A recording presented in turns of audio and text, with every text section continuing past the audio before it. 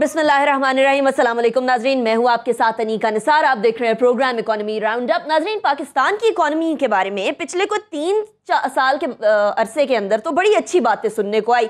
कभी किसी अखबार के अंदर अच्छी चीज़ होती थी, कभी किसी इंटरनेशनल मैगजीन में बड़ी पॉजिटिव और रोजी पिक्चर दिखाई जाती थी। लेकिन कुछ अरसे बाद हुआ ये कि तमाम पोल खुलना स्टार्ट हो गए। IMF कह लीजिए, वर्ल्ड बैंक कह लीजिए, तमाम ने कुछ उलट बातें करना शुरू कर दी in comparison to what they used to से।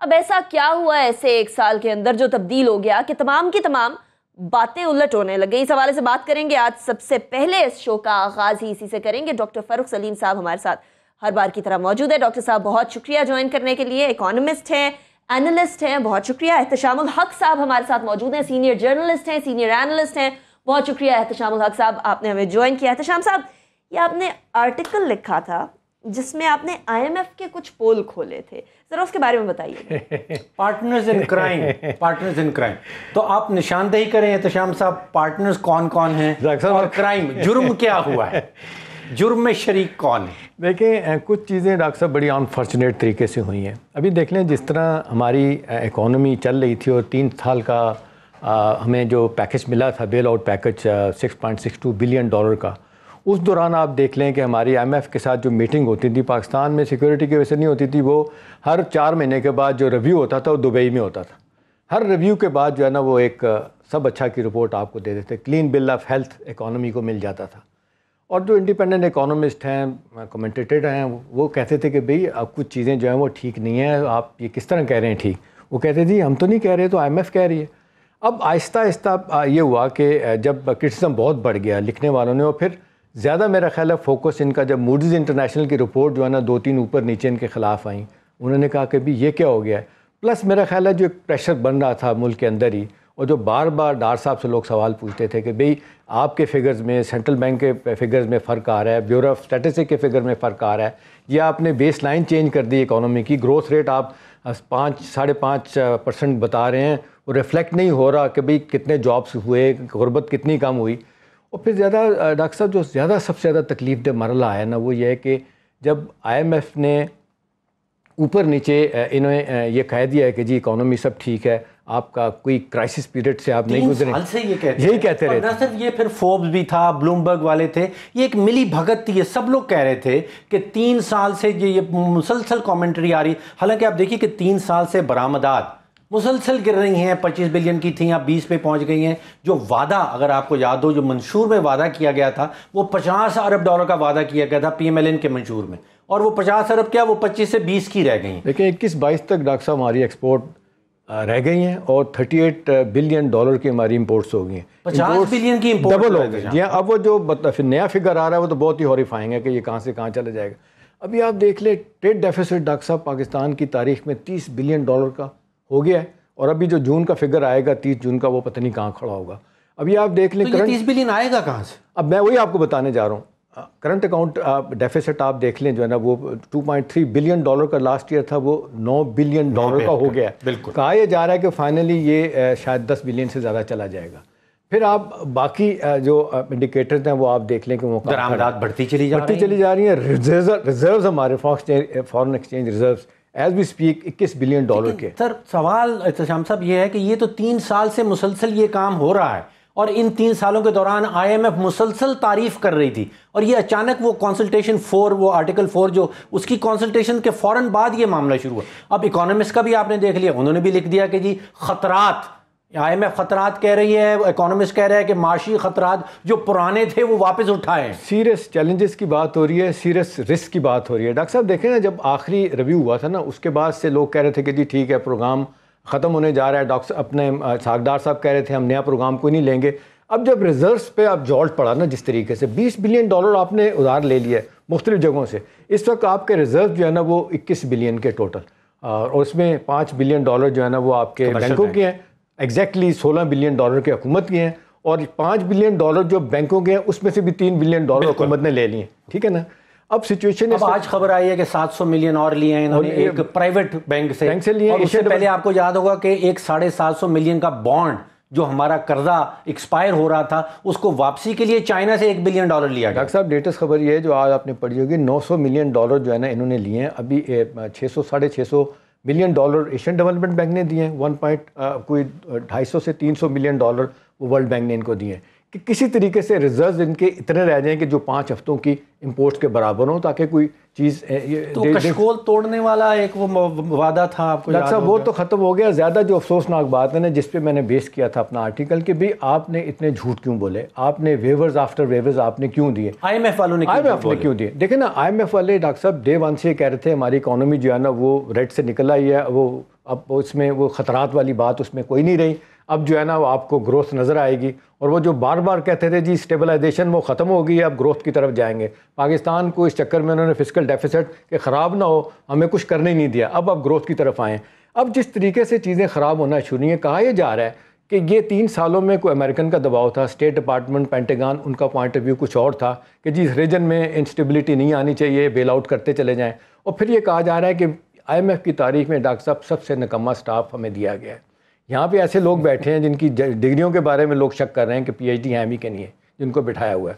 اور اس کے بارے میں آپ دیکھ لیں پاکستان کے بڑے بڑے مایناز ماہرین جو ہے نا، اس میں اسحاق ڈار صاحب دیکھ لیں، اس کے بعد اسٹیٹ بینک کے فارمر گورنر کاردار صاحب دیکھ لیں، ڈاکٹر اشفاق دیکھ لیں، اور شاہد صدیقی صاحب دیکھ لیں، سارے لوگ لکھ رہے ہیں اور یہ کہہ رہے ہیں کہ بھئی آئی ایم ایف جھوٹ بول رہے ہیں. سالوں سے لکھ رہے ہیں، لیکن ان کو ہمیشہ آپ نے کہا دیکھا کہ ڈار صاحب کہتے تھے سارے اسپن ڈاکٹرز ہیں جی. یہ جناب دیکھ نہیں رہے کہ اکانومی ہماری اچھی ہو رہی ہے، یہ ان کو ہضم نہیں ہو رہا. میرا خیال ہے وہاں غلطی ہوئی کہ جب یہ پوائنٹ آؤٹ کر رہے تھے. ابھی آپ دیکھ لیں نا، ڈاکٹر اشفاق نے لیٹسٹ آرٹیکل لکھا ہے، انہوں نے وہی سوال ان سے پوچھے ہیں کہ کل تک جو میں لکھتا تھا آپ ڈینائی کرتے تھے، اب ساری چیزیں وہاں کدھر کھڑی ہیں، اب کوئی جواب نہیں دے رہا. اچھا، ایک آپ شاید اشارہ کر رہے ہیں کہ یہ سارے مالیاتی ادارے نہیں ہیں پیورلی، یہ سیاسی ادارے بھی ہیں. ڈاکٹر صاحب دیکھیں آپ یہی کہنے کی جس طریقے سے امریکہ کے سٹیک سب سے زیادہ I M F World Bank میں ہیں، اوور میرا خیال ہے 75% تک ان کے ہیں، تو ظاہر ہے وہ ڈکٹیٹ کرواتے ہیں، وہ ان کی پالیٹکس وہاں پہ چلتی ہے، جس کو کہتے ہیں دے دیں، جس کو کہتے ہیں منع کر دیں، وہ نہیں دیا جاتا. مصر کے ساتھ اس طرح ہوا، سری لنکا کے ساتھ ہوا، جب ان کی ڈکٹیٹس مانی گئی پھر ان کو نیا جو ہے نا وہ قرضہ جاری کیا گیا. اوور دا ایئرز اب جو ہے نا یہ آئی ایم ایف جو ہے نا اب یہ ایک بہت بڑا پولیٹیکل ٹول ہے امریکہ کے ہاتھ میں، کہ جس طرح اکانومی ساری دنیا کی خراب ہو رہی ہیں. اب تو آپ دیکھ رہے ہیں ورلڈ ریسیشن ہے، ای یو پھانک ہو کے بیٹھ گیا، امریکن بروک ہو گئے ہیں، پیسہ نہیں ہے. آج آ کے چائنا ہے جس کا $1 ٹریلین ابھی بھی امریکن ٹریجری میں انہوں نے رکھا ہوا ہے. ابھی بھی کہا جا رہا ہے کہ ان کے پاس سرپلس 3 سے 4 ٹریلین ڈالر پڑا ہے، وہ چاہتے ہیں جلدی جلدی خرچ کیا جائے. سارے ان کی طرف جا رہے ہیں، ای یو ان کی طرف جا رہا ہے. ان حالات میں اب یہ کہا جا رہا تھا کہ ایک چائنا نے ایک سیپریٹ اپنا ایک اور بینک بنا لیا، آپ نے دیکھا ایشین انفراسٹرکچر وہ بنا لیے، اس سے بھی دے فیل تھریٹن کہ World Bank I M F کیا ہوگا. اب یہ کہا جا رہا ہے کہ آئی ایم ایف نے اطلاعات یہ ہے کہ ان کو کہا تھا کہ جی جب پروگرام ختم ہوا تو ہم آپ کو ایک پروگرام دینے کے لیے تیار ہیں، انہوں نے نہیں لیا. اس کے بعد ایک اور جی ہاں، وہ ای ایف ایف کے بعد ایک اور. اب یہ کہا جا رہا ہے کہ پاکستان پہلے چاہتا تھا کہ نہ لیا جائے، پھر انہوں نے کہا کہ آپ لے لیں. اب کہا ہی جا رہا ہے کہ پولیٹیکل کنڈیشن ڈاکٹر صاحب جو ہے نا وہ دینے جا رہے ہیں. اس کے بارے میں پی ایم ایل کے سینیٹر انور بیگ نے بھی کہا ہے، کچھ اور لوگ بھی کہہ رہے ہیں کہ اس وقت ہمارا کوئی تقریباً کلوز ٹو $90 بلین کے ہمارا ڈیٹ ہو گیا، فارن ڈیٹ. کہا جا رہا ہے کہ اگر $100 بلین جس دن ہو گیا اور پاکستان کو پیسوں کی ضرورت ہوئی، they will ask for denuclearization. وہ بڑا مشکل مرحلہ ہوگا. اس کا کسی کے پاس جواب نہیں ہے. جو ایکسپرٹ ہیں وہ جانتے ہیں. آپ نے قومی قرضہ جات اور اپنی اسٹریٹجک پالیسی، اپنے جو ایٹمی ریسورسز ہیں ان کو کنیکٹ کر رہے ہیں. بالکل وہ کر رہے ہیں. ڈاکٹر صاحب دیکھیں نا، آپ مجھ سے زیادہ جانتے ہیں. اچھا، اب ہم نے کرنا کیا ہے؟ دیکھیں ڈاکٹر صاحب، کرنے کے لیے تب ہے کہ اب یہ بات بھولنی پڑے گی کہ یہ سو کال جو ہے نا آپ کی باہر کی پرسکرائب آئیڈیاز اور کنڈیشن چھوڑنی پڑیں گی. ہوم گرون آپ کو اپنی پالیسیز لینی پڑیں گی. آپ کے جو ملک میں ایکسپرٹس ہیں سارے محب وطن لوگ ہیں، لکھنے والے. ابھی تو ڈالرز چاہیے نا، ابھی تو ڈالرز چاہیے. وہ محب وطن جو ہیں وہ ڈالرز تو نہیں دے پائیں گے. لیکن ڈاکٹر صاحب وہ جو پوائنٹ آؤٹ کر رہے ہیں کہ آپ کس طریقے سے یہ جو ڈکلائن ہے اس کو آپ روک سکتے ہیں، وہ تو روکیں نا. اب جس طرح کہا جا رہا ہے ایکسپورٹ کس طرح بڑھیں گی، بھئی آپ ڈائیورسیفیکیشن کروائیں، آپ جس طریقے سے ویلیو ایڈیشن چاہیے وہ کریں، نئی منڈیاں تلاش کریں. آپ کے جو ایمبیسڈر باہر بیٹھے ہیں ان کو کام پہ لگائیں، وہ کام نہیں ہو رہا. اس میں تو ڈیویلیویشن کا بڑا زور دے رہے ہیں. اب میں یہی کہہ رہے ہیں کہ آپ اپنا روپیہ جو ہے اس کو گرائیں. اس کے بارے میں تو بہت سارے لوگ کہتے ہیں، پاشا صاحب بھی کہہ رہے ہیں، کچھ اور لوگ بھی کہہ رہے ہیں کہ جی اس وقت جو ہے نا یہ جو آپ کا ایکسچینج ریٹ ہے یہ ٹھیک نہیں ہے، اس سے آپ کو نقصان ہوگا، آپ کو کرنا پڑے گا ڈیویلیو. لیکن اگر ڈیویلیو ہوتا پھر آپ کی امپورٹس جو ہیں وہ بھی مہنگی پڑ جائیں گی، مہنگی ہو جائیں گی. لیکن وہ کہہ رہے ہیں کہ یہ خالی ایک ایشو نہیں ہے ڈاکٹر صاحب. حکومت کے لوگ کہتے ہیں کہ اگر ہم فرض کریں ڈیویلیو کر بھی دینا تو ہماری ایکسپورٹ پہ زد تو لگے گی، ایکسپورٹ تو بڑھ جائیں گی، لیکن باقی اور معاملات ہمارے ڈیٹ ہمارا ایک دم بڑھ چلا جائے گا. تو میرا خیال اصل چیز ہے ڈاکٹر صاحب کہ ہماری جو اکنامک ٹیم ڈار صاحب کی ہے، یہ وقت پہ کام کرتی. ابھی دیکھنا اگلا مالی سال جو شروع ہونے جا رہا ہے اس میں آپ کو $20 بلین چاہیے. آپ کہاں سے لے کے آئیں گے؟ اب مجھے بتائیں کتنا مشکل سوال ہے کہ کہاں سے پیسہ آئے گا. پھر آپ کی ڈیٹ سروسنگ آپ نے کرنی ہے $9 بلین کی, وہ پیسہ کہاں سے آئے گا؟ کتنے کی انویسٹمنٹ کر لیں گے؟ میرا خیال ہے کہ حکومت نے ٹوٹل فوکس اپنا سی پیک پہ کر دیا ہے کہ $54 بلین کے پروجیکٹ لگنے کے بعد ہمارا تو مزید قرضہ جات ہے نا, قرضہ جات ہے, لیکن وہ ماننے کے لیے تیار نہیں. ڈاکٹر صاحب دیکھیں, آپ نے ایک پروگرام کیا تھا مجھے اچھی طرح یاد ہے, اس میں آپ نے پہلی دفعہ 2 پروجیکٹ کے بارے میں بتایا تھا کہ ان کی کنڈیشن اب پتہ چلی ہے, ٹرمز اینڈ کنڈیشن کے کتنے مارک اپ پہ ان کو دیا گیا. ورنہ آپ کنسرن لوگوں سے پوچھیں کہ بھی $54 بلین میں یہ قرضہ کتنا ہے, کتنی ایکویٹی ہے, کتنی انویسٹمنٹ ہے, آپ کو کوئی نہیں بتائے. اچھا یہ بتائیے, جو زمینی حقائق ہیں, معاشی حقائق ہیں, ان کی بنیاد پہ اکانومی اچھی جا رہی ہے, اکانومی خراب ہو رہی ہے؟ حکومت کچھ کہتی ہے, IMF 3 سال تک کچھ کہتی رہی, اب اس نے بھی اپنا سٹانس بدل دیا. حقیقت ہے کیا؟ ڈاکٹر صاحب حقیقت یہ ہے کہ اسٹیٹ آف ڈینائل میں ہم سارے رہ رہے ہیں, خاص طور پر حکومت اور جو مالیاتی ادارے ہیں ان کا بڑا پرفاؤنڈ بیسٹ انٹرسٹ ہے کہ ہم سے کس طرح کام لینا آگے چل کے. انہوں نے اب زمینی حقائق یہ بتا رہے ہیں کہ آپ کے جو ریونیوز ہیں وہ کم ہوتے چلے جا رہے ہیں. ہر سال 200 ارب روپے کا آپ کا ریونیو جو ہے نا وہ کم ہو رہا ہے. ٹیکس ریونیو کی بات کر رہا ہوں. ابھی لوگ سوال کر رہے ہیں کہ $4 ٹریلین کا جو آپ نے اگلا ہدف رکھا ہے کہاں سے پورا کریں گے؟ کوئی آپ دیکھ لیں نئی ریسورس موبلائزیشن نہیں ہے. جس طریقے سے انڈائریکٹ ٹیکسز کی بھرمار ہو گئی ہے, کوئی چیز ایسی ہے کہ جس پہ ٹیکس نہیں ہے. اب لوگ یہ کہہ رہے ہیں کہ بھی لوگ اس ملک میں ٹیکس دینے کے لیے تیار ہیں, ٹیکس دیتے بھی ہیں, کچھ میکانزم نکالیں, لیکن وہ بیٹھے بیٹھائے فیصلے کرتے ہیں کیا کرنا ہے کیا نہیں.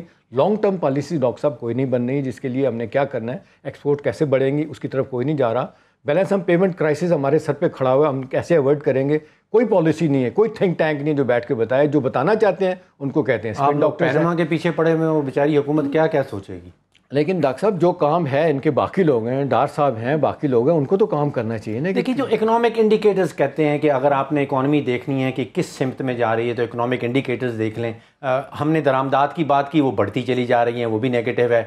ہم نے برآمدات کی بات کی, وہ مسلسل گرتی چلی جا رہی ہیں, وہ بھی نیگیٹو ہے. ہم نے قرضہ جات کی بات کی, وہ مسلسل بڑھتے چلے. تو ایسا کون سا انڈیکیٹر ہے جو پازیٹیو جا رہا ہے جس کی بنیاد پہ حکومت یا منسٹری آف اکانومی ہمیں؟ چلیے ڈاکٹر صاحب اس کا آنسر لیں گے بریک کے بعد, اس لیے کیونکہ پاکستان کی اکانومی کی جو ریل پٹری سے اتر گئی ہے, اس کو کس طریقے سے واپس لے کر آنا, اور اسپیشلی جو 3-4 سال تک بات کی جا رہی تھی, اب اس بات کو جب الٹ کر دیا IMF نے تو اس کا اب سد باب کیا ہوگا, اس حوالے سے بات کریں گے لیکن ایک بریک کے بعد.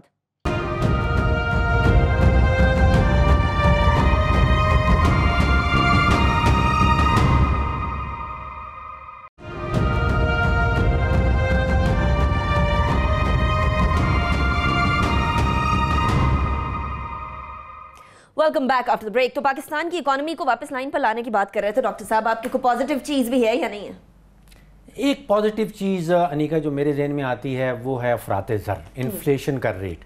وہ مہنگائی جس حوالے سے, جس رفتار سے پہلے چڑھ رہی تھی, شاید وہ رفتار نہیں رہی. اب اس کی وجہ کیا ہے کہ حکومت نے کوئی پالیسی بنائی, یا جو عالمی منڈیوں میں تیل کی قیمت گر گئی اس کا کتنا حصہ ہے؟ احتشام صاحب, انفلیشن ریٹ جو ہے, جو قیمتیں بڑھنے کی شرح ہے وہ اتنی نہیں رہی. مجھے یاد ہے پیپلز پارٹی کے زمانے میں وہ 24-25% تک پہنچ گئی تھی ایک زمانے میں. اب وہ کہا جا رہا ہے کہ وہ سنگل ڈیجٹ میں آ گئی. لیکن اکثر 2 چیزیں ہو رہی ہیں. ایک چیز جو بہت بری ہو رہی ہے نا وہ یہ ہے کہ حکومت پبلک سیکٹر ڈیولپمنٹ پروگرام آپ دیکھ لیں اب ختم ہو گیا ہے, کتنا 50% بھی ڈسپرس نہیں ہوا. ٹھیک ہے, اسی طرح سے صوبوں کو کہا جا رہا ہے کہ جی آپ سرپلس بجٹ شو کریں گے, سرپلس پیسہ دکھائیں گے, آپ پیسہ ہمیں واپس کریں گے. 30 جون سے پہلے واپس لے لیا گیا, پتہ بھی تک نہیں چلا. جب آپ پیسہ نہیں خرچ کریں گے تو انفلیشن تو ظاہر ہے رک جائے گی, آپ کی ترقی ہوگی تو چیزیں آگے جائیں گی نا. ایک یہ دوسرا جو کام خراب ہوا نا وہ جس طریقے سے IMF کے پروگرام سے نکلنے کے فوراً بعد جو ان کو آزادی ملی نا وہ deficit financing, printing of notes, over $1 trillion کے, 1 ٹریلین روپیز کے, 1.2 ٹریلین کا تو فگر جو ہے نا اسٹیٹ بینک بھی مانتا ہے ہم نے ایشو نئے نوٹ چھاپے, نہیں چھاپے بغیر کسی گولڈ کے اگینسٹ. اب دیکھیں نا اس کی افراط زر پہ ڈیفینیٹلی اس کا فرق پڑا ہے, لیکن کاغذوں میں ریفلیکٹ نہیں ہو رہا, جس کو شاید کاردار جو سابق سینٹرل بینک کے گورنر اکانومسٹ ہیں وہ کہتے ہیں اکیڈمک ڈس آنیسٹی ہو رہی ہے. چیزیں جس پرائے میں جانی چاہیے وہ اس طرح نہیں ہو رہی ہیں. جو آپ کو فیکٹس اینڈ فگر بنانے والے لوگ آپ کے ساتھ بیٹھے ہوئے ہیں وہ ڈس آنیسٹ ہیں, خاص طور پہ بیورو آف اس میں جو اسٹیٹکس میں بیٹھے ہوئے ہیں. اور پھر یہی وجہ ہے کہ وہ کہہ رہے ہیں کہ بھی یہ آپ نے بیس لائن چینج کر دیا گروتھ کی. اگر آپ کہتے ہیں 5.5% آپ کا جو ہے وہ جی ڈی پی گروتھ ہے، اگلے سال 6% ہو جائے گا، وہ کہتے ہیں کہ جی اس کے فروٹس سامنے نہیں آئے، کوئی آپ نے جابس کریٹ کیے، پاورٹی آپ نے کم کی، کوئی انویسٹمنٹ باہر سے آئی۔ ابھی دیکھنا ڈاکٹر صاحب انویسٹمنٹ ہے ہی نہیں۔ پاکستان کی تاریخ میں جو آخری 2007-2008 تھا، $5.5 بلین فارن انویسٹمنٹ آئی تھی، اس کے بعد سے ایوریج نکالیں تو کہا جا رہا ہے کہ 900 سے $1 بلین کی آئی ہے۔ اس سال یہ کہہ رہے ہیں کہ بیرونی سرمایہ کاری نہیں ہے۔ اچھا، اسی ہفتے احتشام صاحب آپ نے دیکھا کہ وہ سنا گیا کہ نیشنل ڈیٹ جو قرضہ جات کی ڈیفینیشن ہے وہ بدلی جا رہی ہے۔ حکومت کہہ رہی ہے کہ ہمارے اوپر 18 ٹریلین روپیز کے قرضہ جات ہیں، آئی ایم ایف نے کہا ہے کہ نہیں 18 نہیں ہے، وہ 21 ہے۔ ڈاکٹر صاحب میں نے لکھا بھی تھا، یہ ایگزیکٹلی آئی ایم ایف پہلی دفعہ کو سچ بول رہا ہے، پتہ نہیں کس ڈر کی وجہ سے بول رہا ہے۔ اس وقت 21 ٹریلین روپیز کا آپ کا ٹوٹل ڈیٹ اور لائبلٹیز آپ کی اس وقت ہے، جس کو حکومت 18 ٹریلین کا نام دے رہی ہے۔ اور پھر یہ ڈیٹ ڈیفینیشن کی بدلنے سے کیا فرق پڑ جائے؟ دیکھیں جی، جب وہ بدلیں گے تو پھر یہی ہوگا کہ وہ اپنی مرضی کا فگر لے کے آ جائیں گے، تو پھر وہ کہیں گے جی اصل چیز تو یہ ہے، حکومت تو وہ اکنامک سروے میں وہ ریفلیکٹ کر جائے گی وہ چیزیں، وہ لوگ کہیں گے جن کو مانیں، لیکن لوگ نہیں مان رہے، جس کی وجہ سے لوگ ان سے اختلاف کرتے ہیں۔ یہ آپ کی بات ٹھیک ہے، آئی ایم ایف نے پچھلے 3 سال میں شاید پہلی دفعہ کہا ہے کہ جی آپ کی ڈیٹ کی فگر، قرضہ جات کی فگر غلط ہے۔ ڈاکٹر صاحب دیکھیں، ان کا ویسٹڈ انٹرسٹ ہے، مجھے کوئی شک نہیں ہے کہ وہ پاکستان کو دوبارہ سے اپنے پروگرام میں لانا چاہتے ہیں، اور پاکستان دوبارہ سے پروگرام میں جائے گا۔ ایز وی اسپیک آپ لکھ لیجئے گا، بڑی کوئی اچھی بات نہیں ہے۔ الیکشن سے پہلے، الیکشن کے بعد ہمیں جانا پڑے گا۔ اب دیکھیں نا، اب ڈاکٹر صاحب آپ کے ریزروز کہاں کھڑے ہیں؟ ٹوٹل $12 بلین کے ریزرو ان ہارڈ، اس میں اگر ٹرم میں دیکھے جائے تو ہے، آپ کتنا عرصہ اس کو چلائیں گے؟ آپ کتنا عرصہ؟ اب دیکھیں نا، جس طریقے سے 2 مہینے پہلے، 1.5 مہینے پہلے $500 ملین ایگزم بینک چائنا نے ہمیں دیا، اور جا کے ہم رو کے ہم سے لے کے آ گئے۔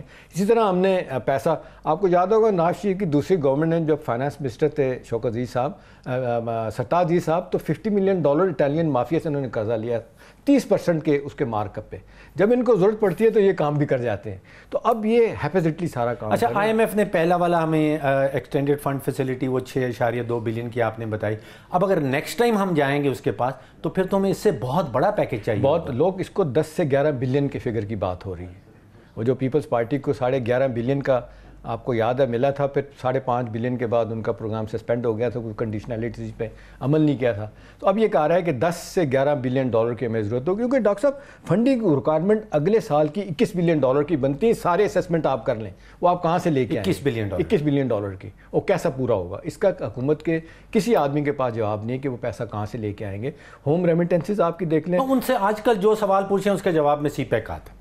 دیکھیں نا ڈاکٹر صاحب، آپ کوئی سوال پوچھ لیجئے، جواب سے بات نہیں بنے گی۔ دیکھیں نا، آپ کی ایک کی جو آپ سیٹسفائنگ تھنگ تھی وہ آپ کی ہوم ریمیٹنسز تھی، جو $20 بلین کا ہدف اس سال کا تھا، وہ بھی پورا ہوتا نظر نہیں آ رہا ہے۔ آپ کی ایکسپورٹ جو ہے وہ کم ہو رہی ہیں، ریزرو آپ کے کم ہو رہے ہیں، ہر چیز آپ کی جو ہے نا وہ الٹ چلتی جا رہی ہے۔ آپ اس کو کیسے مینیج کریں گے؟ پہلی تو بات ہے جو لوگ کہہ رہے ہیں، پہلے آپ مانیں، ایکسیپٹ کریں کہ کہاں غلطی ہوئی ہے، پھر آپ اس کو ٹھیک کرنے کی کوشش کریں۔ پھر یہ کہ ہوم گرون پالیسیز کی اب بڑی بات ہو رہی ہے، آپ پھر یہ طے کر لیں کہ آپ نے گروتھ کی طرف جانا ہے یا فسکل اسٹیبلائزیشن کی طرف جانا ہے۔ پہلے تو بہت عرصہ ہے میں اپنے آپ کو روکے رکھا، پیسہ خرچنے نہیں دیا۔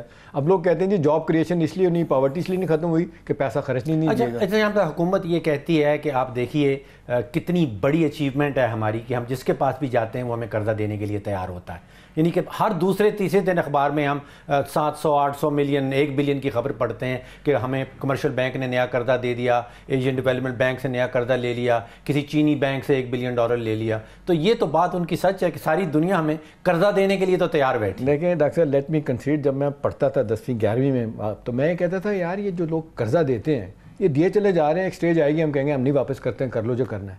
لیکن ایسا نہیں ہے۔ ابھی آپ دیکھ لیں کہ آپ گاڑی کی آپ قرضے پہ گاڑی لینا چاہتے ہیں نا آپ 3 سال کے، تو 3 سال کے آپ کو چیک پہلے سے سائن کر کے ان کو دینے پڑتے ہیں۔ یہ سیدھی سی یہ بات ہے۔ تو یہ جتنے انٹرنیشنل فائنینشیل انسٹیٹیوشن ہیں، یہ پرائیویٹ ادارے ہیں، وہ آپ کو قرضہ دیتے ہیں، دے میک شور کہ آپ نے واپس کیسے کرنا ہے۔ پھر ساری دنیا کو پتہ ہے کہ یار اگر ڈیفالٹ اگر آپ کا ہوتا ہے تو آپ فارغ ہو جائیں گے۔ اس سے بچنے کے لیے آپ پھر مجھ سے لیتے ہیں، میں آپ سے دیتا ہوں، پھر ان کو دیتا ہوں، اس طرح this is how you continue with this circle. لیکن حقیقت ڈاکٹر صاحب یہ ہے کہ ہم نے یہ ڈنگ ٹپاؤ کام جس طرح کیا ہے اس نے ہمیں بالکل اس وقت ایسی جگہ پہ پہنچا دیا ہے. اگر کوئی اسٹرانگ میجرز نہ لیا گیا ریمیڈیل تو میرا نہیں خیال کہ چیزیں ٹھیک ہوں گی. اور پھر ہمیں ڈیفینیٹلی وہ کیا ہے اسٹرانگ ریمیڈیل؟ دیکھیں ان میں تو ڈاکٹر صاحب سب سے بڑی تو بات یہ ہے نا کہ پہلے آپ طے کریں کہ آپ کا ریونیو کیوں نہیں بڑھ رہا. یعنی اس ملک میں 20 کروڑ کی آبادی میں آج بھی 18 لاکھ لوگ قرضہ وہ ٹیکس دے رہے ہیں. انڈائریکٹ ٹیکس بہت زیادہ ہے. آپ کی پالیسی کیوں نہیں صحیح بنتی کہ آپ جنریٹ کریں ریسورسز. آپ کا ایگریکلچر سیکٹر ابھی بھی 21% ہے جی ڈی پی کا, وہ ٹیکس نہیں دے رہا. اور بڑے پوٹینشیل سیگمنٹ ہیں وہ ٹیکس نہیں دے رہے. پہلے وہ طے کریں کیسے کرنا ہے, پھر آپ ایکسٹرنل سیکٹر کی طرف جائیں کہ بھی آپ نے ایکسپورٹ ساری دنیا کی بڑھ رہی ہے. ڈاکٹر صاحب ابھی مجھے بتائیں کتنی شرم کی بات ہے کہ بنگلہ دیش ایک بیل بھی پیدا نہیں کرتا کاٹن کی, اور ساری دنیا سے وہ کاٹن لے کے جاتے ہیں.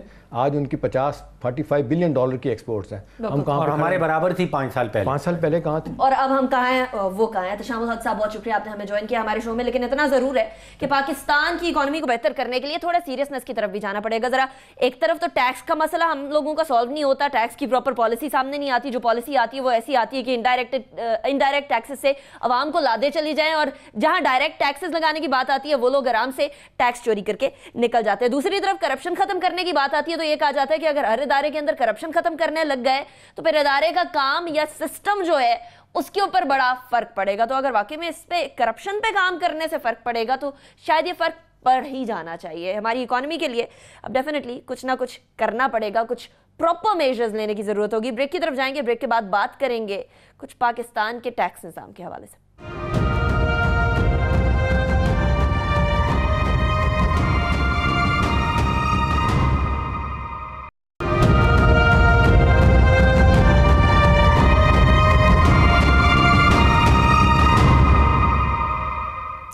Welcome back after break. ناظرین, ٹیکس کے حوالے سے بات کرتے ہیں. پاکستان کے ٹیکس کا نظام کیسا ہے کہ ہر بار ٹیکس کا ہدف پورا نہیں ہو پاتا. چاہے کوارٹرلی کی بات کر لیجئے یا ایئرلی کی بات کر لیجئے, فسکل ایئر کا اینڈ ہوتا ہے اور اس کے باوجود بھی ٹیکس کا ہدف مکمل نہیں ہو پاتا. حالانکہ بہت زیادہ سخت اقدامات بھی کیے گئے. وہ ٹیکس جو ریٹرن کرنا تھا وہ بھی نہیں کیا گیا. پھر کمپنیوں کے بینک اکاؤنٹس بھی منجمد کر کے اس میں سے بھی ٹیکس نکال لیا گیا. ان کمپنیوں کے بھی جن کو ٹیکس نہیں دینا تھا, اس کے باوجود بھی ٹیکس کا ہدف نہیں پاکستانی جو ایف بی آر ہے وہ پورا نہیں کر پایا. کیوں نہیں کر پایا, اس حوالے سے بات کریں گے. ہمارے ساتھ ڈاکٹر فاروق سہیل کے ساتھ ساتھ محمد نعیم صدیقی صاحب بھی ہوں گے. چیئرمین ہیں sales tax, income tax and F B R affairs کے, Islamabad chamber of commerce and industry کے. بہت شکریہ نعیم صاحب, آپ نے ہمیں جوائن کیا. ڈاکٹر صاحب, اسٹارٹنگ فرام یو, یہ آخر ٹیکس کے نظام میں ایسی کیا گڑبڑ ہے کہ ٹیکس اتنا سارا, ہمارے بجلی کے بل دیکھ لیجئے ٹیکسی ٹیکس, گیس کے بل پہ ٹیکسی ٹیکس, ہر چیز خریدتے ہیں اس کے اوپر جی ایس ٹی ہے, پھر بھی کبھی بھی ایف بی آر اپنا لگتا ہے ایسا ہے کہ ایک مسٹرسٹ, ایک وہ شک و شبہات جو ہیں وہ ٹیکس دینے والے اور جو ٹیکس کلیکٹ کرنے والی ایجنسیز ہیں ان کے درمیان ہیں, اور وہ بڑھتے چلی جا رہی ہیں. وہ گیپ جو ہے وہ بڑھتا چلا جا رہا ہے. اب یہ اس سال میں ایک انوکھی بات ہوئی ہے کہ اتنے سارے اکاؤنٹس جو ہیں وہ منجمد کیے گئے ہیں, اور بڑی بڑی کمپنی کے, آپ اندازہ کریں کہ کے الیکٹرک اب پورے کراچی کو جو بجلی سپلائی کر رہی ہے اس کا اکاؤنٹ اچانک فریز کر دیا جاتا ہے. پاکستان ریلویز, یعنی کہ ان کے اکاؤنٹ فریز کرنے کی کیا وجہ ہو سکتی ہے؟ یہ کمپنیاں کہیں پاکستان چھوڑ کے بھاگ تو نہیں رہی. پاکستان ریلویز کا اکاؤنٹ فریز کر دیا, پاکستان ایئر فورس کا اکاؤنٹ فریز کر دیا گیا تھا. یہ انکم ٹیکس اتھارٹیز نے پاکستان ایئر فورس کا اکاؤنٹ فریز کر دیا کہ آپ نے ٹیکس نہیں دیا, آپ کا اکاؤنٹ ہم نے منجمد کر دیا. بھئی پاکستان ایئر فورس کہیں جا تو نہیں رہی, آپ ان سے ٹرسٹ پیدا کریں اور صحیح طریقے سے جو ٹیکس بنتا ہے وہ ان کے اوپر واجب ہے ان سے وصول کریں. پی آئی اے کا ٹیکس, پی آئی اے کا اکاؤنٹ منجمد کر دیا گیا.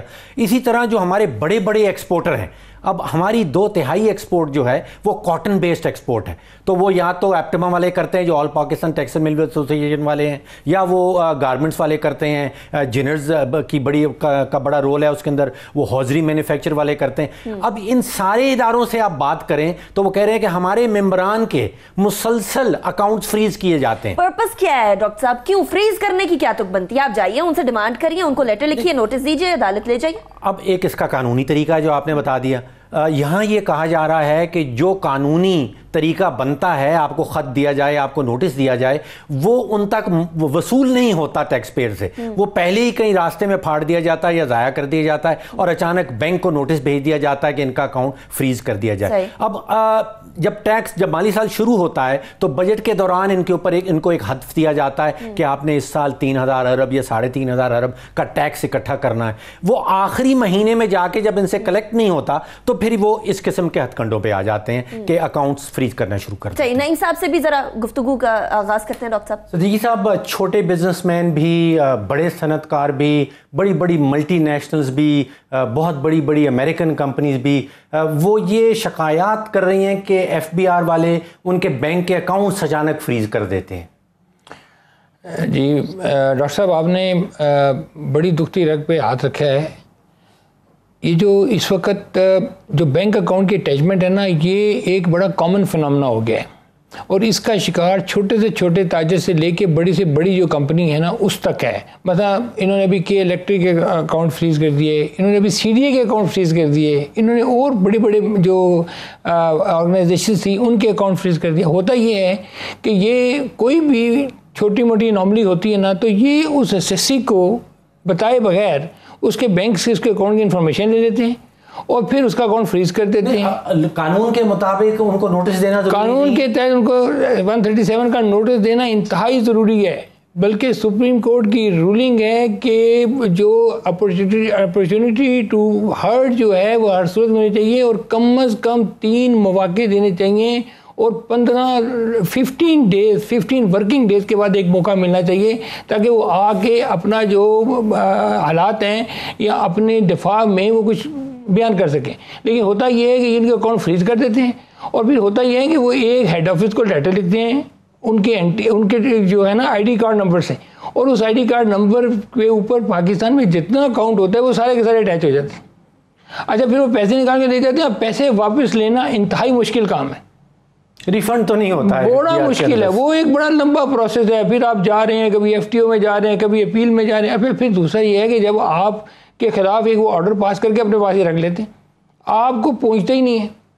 اچھا یہ فرمائیے کہ برآمدات مسلسل پچھلے 4-5 سالوں سے پاکستان کی برآمدات مسلسل گرتی چلی جا رہی ہیں.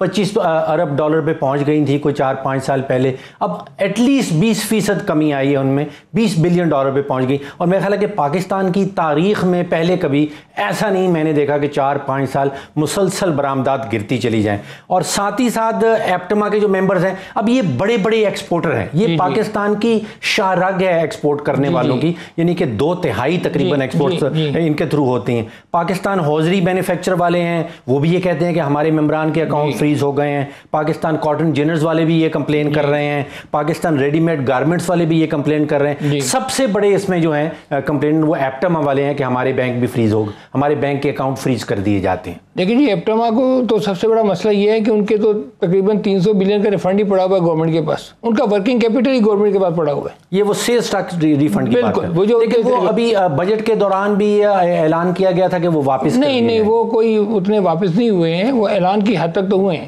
ایکسپورٹ جو کم ہو رہی ہے جی, وہ تو ہماری کاسٹ آف ڈوئنگ بزنس دن بہ دن بڑھتی جا رہی ہے. ہماری ہر روز کبھی الیکٹریسٹی بڑھ رہی ہے, کبھی گیس بڑھ رہی ہے, انوائرمنٹ فرینڈلی نہیں ہے. ڈپارٹمنٹس اتنے ڈپارٹمنٹ ایک انڈسٹری کو تنگ کرنے کے لیے, وہ انڈسٹری جو ہے وہ ان محکموں کے ساتھ ہی الجھا رہتا ہے.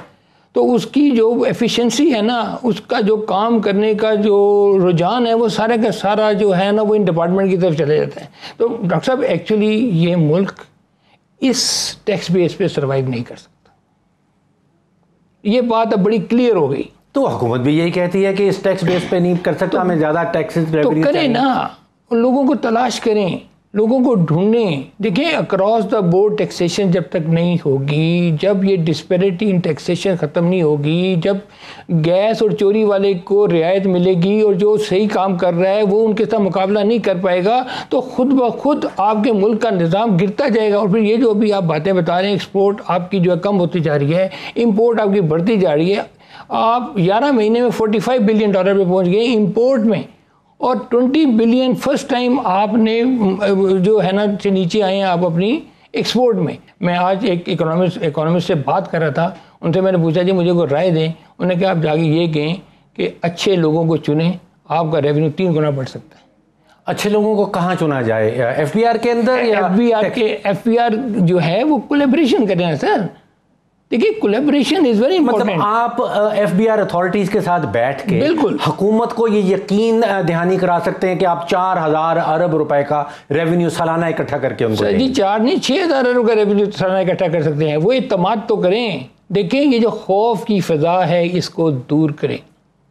लोग टैक्स देने से नहीं डरते। ये दुनिया के सबसे बड़ी चैरिटी देने वाली कौम है। टैक्स देने से क्यों घबराएंगे? कोई टैक्स देने से घबराता। लेकिन जिस तरह ये लोगों को ब्लैकमेल करते हैं, जिस तरह लोगों को परेशान करते हैं, जिस तरह लोगों को तंग करते हैं, लोग बिजनेस करना नहीं चाहते। आप इस वक्त देखिए कितनी कभी आप वो इस पर एनालिसिस करें कि कितनी मल्टीनेशनल इस वक्त मुल्क छोड़ के जा चुकी हैं और कितनी अभी मुल्क छोड़ के जा रही हैं। टैक्स की वजह से जा रहे हैं। और क्या वजह है? इतनी बड़ी भी कंसल्टेंट फर्म्स हैं हमारी, आप उनको बुलाएं, आप उनसे बात करें, उनसे पूछें भाई क्या वजह आपकी क्लाइंटेल क्यों कम हो रही है। अच्छा सिद्दीकी साहब, मैं एक बैंक ब्रांच में गया, उन्होंने मुझे बताया कि 4 नोटिस आज मुझे रिसीव हो गए हैं अपने अकाउंट बैंक फ्रीज करने के, और हर रोज़ाना की एवरेज ऐसे ही चली आ रही है। अब हज़ारों बैंकों की ब्रांचेस हैं पाकिस्तान के अंदर, अगर रोज़ के एक ब्रांच को 4 नोटिस बैंक अकाउंट मुंजमद करने के आ रहे हैं तो फिर क्या आलम होगा? आपने उनसे पूछना था कि एक जो नोटिस है उसमें कितने लोगों के नाम हैं? उसमें 100 लोगों के नाम होते हैं। अब इसी खौफ की वजह से लोगों ने बैंकों में पैसा रखना छोड़ दी। भाई कोई बिजनेस क्यों नहीं करेगा? करना चाहता है, लेकिन अब होता यह है कि जब आप अपील करते हैं तो यहाँ पे अपील का भी जो लेवल है वो गवर्नमेंट का अपने बंदे बैठे हुए हैं वहाँ पे। वो ये करते हैं कि वो ऑर्डर पास कर देते हैं और आपको डिलीवरी नहीं होता, बैंकों से पैसे नहीं। अच्छा ये बताइए कि ऑडिट का नोटिस आता है जी, उसकी बुनियाद पे क्या रेवेन्यूज हुकूमत के बढ़ जाते हैं? बिल्कुल नहीं बढ़ते। ऑडिट के बेस पे बिल्कुल से परेशानी होती है, हरासमेंट होती है और उसमें रेवेन्यू बिल्कुल जो है ना no considerable increase in revenue. Siddiqui साहब टाइम बड़ा कम है, आपकी बातें बड़ी इंटरेस्टिंग है, हम फिर दोबारा आपको इस वक्त बुलाएंगे। डॉक्टर साहब मुझे ब्रेक की तरफ जाना है, लेकिन उससे पहले रमज़ान में बिजनेसमैन कुछ दुआ कर रहे थे, वो दुआ क्या थी? देखिए बहुत सारे बिजनेसमैन इस रमज़ान के महीने के दौरान दुआ करते रहे कि या गफूर रहीम तो हमें ताकत दे कि हम अपना इनकम टैक्स दे सकें, तो हमें इस काबिल बना के हम अपना जनरल सेल्स टैक्स दे सकें, हम कैपिटल वैल्यू टैक्स दे सकें, हम वैल्यू एडेड टैक्स दे सकें, फ्यूल एडजस्टमेंट चार्जेस दे सकें, पेट्रोल लेवी दे सकें, एक्साइज ड्यूटी दे सकें, कस्टम ड्यूटी दे सकें, ऑक्ट्राई टैक्स दे सकें, टैक्स डिडक्शन एज सोर्स दे सकें, स्टैंप ड्यूटी दे सकें, ज़कात, PTVA licence, capital gains tax, water tax, flood tax, professional tax, education cess, इतने सारे टैक्सेस जो हैं। आजकल दवा ये की जा रही है कि अल्लाह तू हमारी मदद कर, अल्लाह की मदद के बगैर हम ये सारे टैक्सेस नहीं दे पाएंगे। डॉक्टर साहब हाल ये है कि फ्लड टैक्स और ये तमाम टैक्स देने के बावजूद भी हम आज भी वही सूरत हाल देख रहे हैं जो कुछ अर्से पहले तक देख रहे थे। अभी भी सैलाब वाली सूरत हाल है, चंद बारिशें हुई हैं, अभी तो प्रॉपर मानसून भी नहीं आया और उसके बावजूद भी हम वो हाल देख रहे हैं। हालांकि इसका टैक्स बिजनेसमैन देते हैं, तो हुकूमत ये टैक्स का कर क्या रही है? नईम सिद्दीकी साहब का भी बहुत शुक्रिया। ब्रेक की तरफ जाएंगे, ब्रेक के बाद शो को कंटिन्यू करेंगे।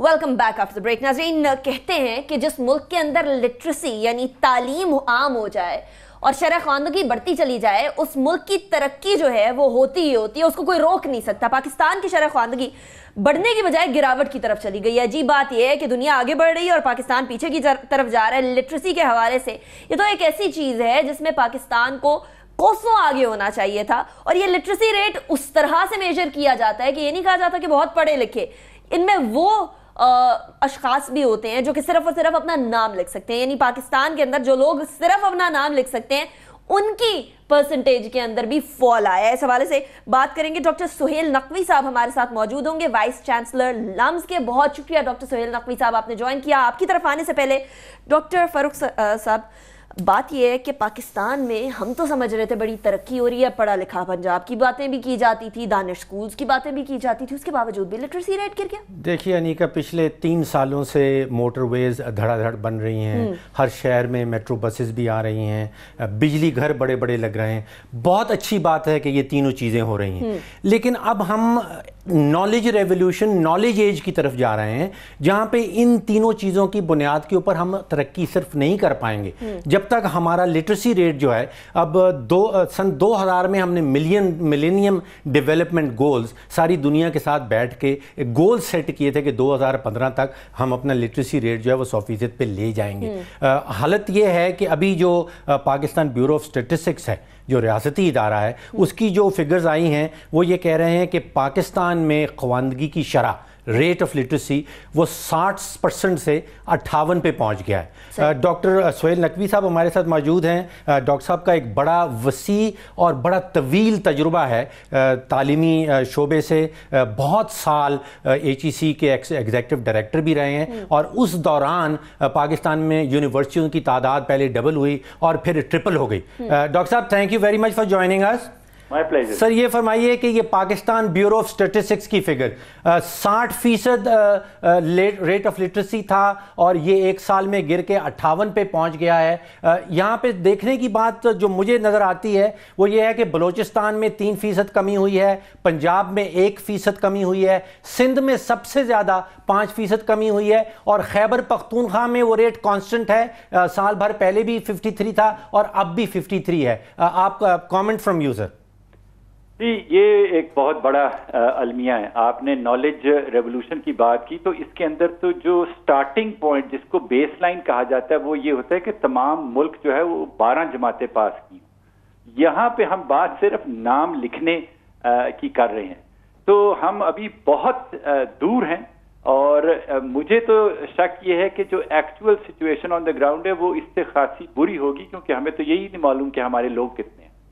डॉक्टर साहब, सन 2000 में हम बैठे थे सारी दुनिया के साथ, वो मिलेनियम डेवलपमेंट गोल सेट किए थे। अब मैं देख रहा था कि जो एजुकेशन इमरजेंसी ऑफ पाकिस्तान है वो ये कहती है कि जो गोल हमने 2000 में सेट किए थे, पंजाब वो गोल 2041 में 2041 में अचीव कर पाएगा। सिंध जो है वो 2049 तक उसको टाइम चाहिए, और खैबर पख्तूनख्वा 2064 तक, और बलूचिस्तान 2100 तक, यानी कि 2100 का साल शुरू हो जाएगा। जो 2000 में हमने गोल सेट किए थे वो उस वक्त जाके कहीं अचीव होंगे।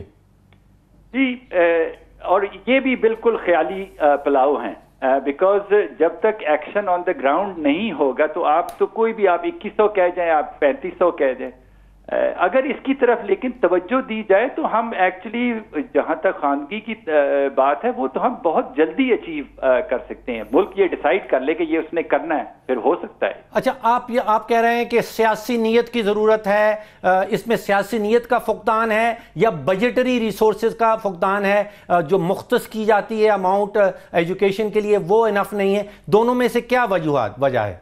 देखिए, ये पूरे मुल्क की तरजीह होनी चाहिए। हम सिर्फ सियासतदानों को नहीं कह सकते, सियासतदान जो हैं वो हम में से ही होते हैं। तो एक मुल्क को डिसाइड करना है कि, और उसमें जाहिर है लीडरशिप का एक ज्यादा रोल होता है कि ये हमारे लिए प्रायोरिटी है। जहां तक बजट का ताल्लुक है तो आप एक चीज सोचें कि जो 7 या 10 किलोमीटर लंबी लेट से 6 लेन की मोटरवे जो बनती है, जितने पैसे उसके अंदर लगते हैं उससे पूरा मुल्क की तमाम यूनिवर्सिटीज चल सकती हैं। तो इन दोनों का मुकाबला कोई नहीं होता जहां तक पैसे की ज़राए की बात। तो सियासी फुकदान, सियासी नीयत का फुकदान लगता है आपको, बजटरी खसारे का, बजटरी एलोकेशन का फुकदान है, दोनों में से? वेल, बिकॉज हमारी प्रायोरिटी नहीं है तो उस वजह से फिर बाकी चीजें होती हैं। अच्छा डॉक्टर साहब, यूनाइटेड नेशंस की एक ग्लोबल एजुकेशन की मॉनिटरिंग रिपोर्ट कहती है कि पाकिस्तान में जो प्राइमरी एजुकेशन का निज़ाम है वो बाकी दुनिया से 50 साल पीछे है, और जो सेकेंडरी एजुकेशन का निज़ाम है वो 60 साल पीछे है। इसका क्या मतलब होगा? मतलब ये कि देखिए, दुनिया में हर वक्त रिसर्च हो रही होती है। अब तो बल्कि प्री स्कूल की तरफ तवज्जो दी जा रही है कि स्कूल जाने से पहले, तो अब अगर आप उज़्बेकिस्तान की बात करें, वहां पे इस वक्त बात ये हो रही है कि हर बच्चा 2.5 साल की उम्र में उसके पास जगह हो जहां पे वो प्री स्कूल एजुकेशन हासिल कर सकते हैं, क्योंकि कहते हैं कि बच्चे की जो वो डेवलपमेंट स्टेज होती है उसमें वो सबसे ज्यादा एब्जॉर्ब कर सकते हैं। हमारा जो टेस्टिंग की तरफ तवज्जो है, तो फिनलैंड जिसका दुनिया में नंबर 1 مقام ہے تعلیم کے نظریے سے، وہاں پہ ٹیسٹ ہی نہیں ہوتا 12 سال کی عمر تک بچوں کا. تو تمام چیزیں چینج ہو گئی ہیں، وقت کے ساتھ ساتھ ہمیں بھی اب بدلنا ہوگا. اچھا، ہمارے صوبائی ڈپارٹمنٹ جو ہیں ایجوکیشن کے، وہ جنرلی سب سے بڑے ڈپارٹمنٹ ہیں صوبوں کے اندر، اور بڑے سالوں تک یہ سوچا جاتا تھا، یہ کہا جاتا تھا کہ بھرتیاں جہاں کروانا چاہیں سیاستدان وہ ان کو ٹیچر بنا دیتے ہیں، ان کو ڈپارٹمنٹ آف ایجوکیشن میں ڈال دیتے ہیں. کوئی سچویشن پچھلے کچھ سالوں میں آپ کی نظر میں تبدیل ہوتی ہے، ہو رہی ہے، یا وہی معاملہ چل رہا ہے جو کئی سالوں پہلے دیکھا جاتا تھا؟ اس معاملے میں میرا کوئی فرسٹ ہینڈ ایکسپیرئنس نہیں ہے، لیکن یہ ہے کہ ہاں جب گاؤں جاتے ہیں تو وہاں دیکھتے ہیں کہ اسکول کے جو ٹیچرز ہیں وہ بہت کم ہیں اور بڑی بڑی کلاسیں ہیں، بچوں کو پڑھانے کے لیے کوئی نہیں ہے. شوق بہت زیادہ ہے بچوں میں پڑھنے کا، اور گاؤں والوں کا بھی شوق ہے کہ لوگ بچے پڑھیں، لیکن ان کے پاس باقی وسائل موجود نہیں ہیں ٹیچرز کے لحاظ سے، بلڈنگ کے لحاظ سے، تاکہ اس کو سپورٹ. اچھا، نصاب کے حوالے سے ڈاکٹر صاحب عموماً بات اٹھائی جاتی ہے، اور اب وہ قانونی کانسٹیٹیوشنل امینڈمنٹس کے بعد نصاب جو ہے وہ صوبوں کو دے دیا گیا ہے. یہ آپ کے خیال میں ایک اچھا سٹیپ تھا، یا اس کو سینٹرلائز رکھنا چاہیے تھا تاکہ پورے پاکستان میں جو نصاب ہے وہ ایک ہی ہو اور وہ سینٹرل گورنمنٹ بنائے؟ دیکھیے، ایک قوم کا جو نصاب ہے وہ ایک ہی ہونا چاہیے، لیکن اس کے اندر اتنی فلیکسیبلٹی آپ کو ڈال دینی چاہیے کہ زبان کے لحاظ سے اور مختلف علاقوں کے روایت کے لحاظ سے اس کے اندر آپ پلس اور مائنس کر سکیں. لیکن جو بیسک سسٹم ہے وہ تو ایک ہی ہونا چاہیے. ہمارے پاس تو اتنے زیادہ سسٹم ہیں کہ ایک سسٹم کا باشندہ جو ہے وہ دوسرے باشندے سے اس طرح ملتا ہے جیسے دونوں کا تعلق ایک ملک سے ہی نہیں. اب خیبر پختونخوا کے اسکول سسٹم سے ڈاکٹر صاحب کچھ خبریں آ رہی ہیں کہ کچھ والدین نے اپنے اسکولوں کو پرائیویٹ اسکولوں میں سے نکال کے واپس حکومتی اسکولوں میں ڈال رہے ہیں. یہ خبریں اور کسی صوبے سے نہیں آ رہی ہیں. دیکھیے، جس کو کہتے ہیں کہ the proof of the pudding is in its tasting، تو اگر یہ ہو رہا ہے تو والدین تو اپنے بچوں کے لیے اپنی جان نثار کرنے کے لیے تیار بیٹھے ہوتے ہیں. وہ ہرگز ایسا قدم نہیں لیں گے اگر ان کو اس کے سامنے کوئی اچھی چیزیں نظر نہ آ رہی ہوں. میرا کے پی کے گورنمنٹ کے ساتھ اسکول ایجوکیشن لیول پہ تو تعلق نہیں ہے، لیکن ہائر ایجوکیشن لیول پہ ضرور تعلق ہے، اور وہاں پہ ڈیولپمنٹ ضرور ہو رہی. صحیح. ڈاکٹر فاروق سلیم صاحب بہت شکریہ آپ نے جوائن کیا. ڈاکٹر سہیل نقوی صاحب آپ کا بھی بہت شکریہ، آپ نے ہمیں ہمارے شو میں جوائن کیا. اتنا ضرور ہے کہ اگر آپ نے واقعی میں پاکستان کو ترقی کی راہ پہ گامزن کرنا ہے اور پاکستان کو واقعی میں ٹرو میننگز میں لانگ لاسٹنگ ڈیولپمنٹ دینی ہے تو سب سے پہلے ہیومن ریسورس کی طرف دھیان دینا پڑے گا. اور ہیومن ریسورس بنتا ہی تب ہے جب ان کے اندر لٹریسی ڈالی جائے، جب ان کے اندر تعلیم ڈالی جائے، جو ان کو پتہ ہو کہ وہ کام جو کرنے والے ہیں وہ آخر اس کا بیک گراؤنڈ ہے کیا. لیکن اس طرف ہمارا دھیان نہیں ہے. یہاں گوسٹ سکولز پائے جاتے ہیں، گوسٹ ٹیچر پائے جاتے ہیں، گوسٹ ملازمین پائے جاتے ہیں، لیکن تعلیم ایک ایسی چیز ہے جو نہیں پائی جاتی. اور سب سے زیادہ سندھ کے اندر لٹریسی ریٹ ڈاؤن جا رہا ہے اور وہیں سب سے زیادہ یہ مسئلہ ہے. لیکن اوور آل پاکستان کی سچویشن کو بہتر کرنے کے لیے فیڈرل گورنمنٹ کو بھی خاطر خواہ اس کے حوالے سے اقدامات لینے پڑیں گے. ہمارے آج کے شو سے اتنا ہی. ہمیں فیڈ بیک ضرور دیجیے گا. اکانومی راؤنڈ اپ کے نام سے یہ شو ہے، فیس بک پہ بھی ہے، ٹویٹر پہ بھی ہے. فیڈ بیک دے سکتے ہیں. اپنا بہت خیال رکھیے گا. پاکستان اور پاکستانیوں کے لیے دعا گو رہیے. اللہ حافظ و ناصر.